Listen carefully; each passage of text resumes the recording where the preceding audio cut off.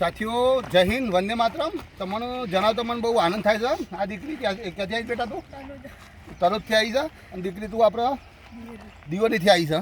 હવે આ બે છોકરીઓને કેટલું દોડીને આવી બેટા?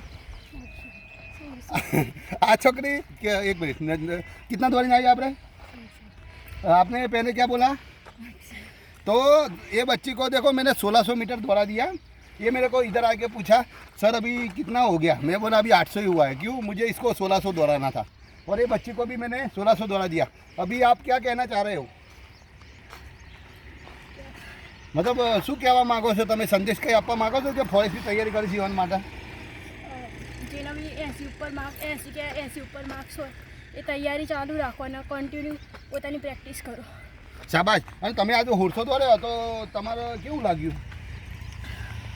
આજે બીજો દિવસ છે રનિંગનો મારો. જીત એકેડમીમાં થોડું તકલીફ થાય છે. બહુ 2 વર્ષ પછી રનિંગ ચાલુ કર્યું છે, પણ પછી મતલબ કન્ટિન્યુ રનિંગ કરવાથી ફરક પડશે. તમારે આજે દોડે તો આમ કંઈ તમારે સંદેશ આમ થાય છે? તમારે અહીંયા આમ શ્વાસ ફૂલતો હોય આમ? હા, મતલબ થોડું રનિંગ કરીને શ્વાસ ચડી જાય, થાક લાગી જાય, પણ પછી નહીં અસર થતી.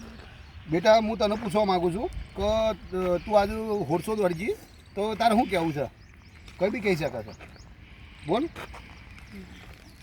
ભાઈ આ છોકરી કોઈ કહેવા નથી માગતી. એનું કારણ એ છે કે એ પાસ થઈને વતા હે, બરાબર ને? પાસ થઈ પછી તો બોલે ને.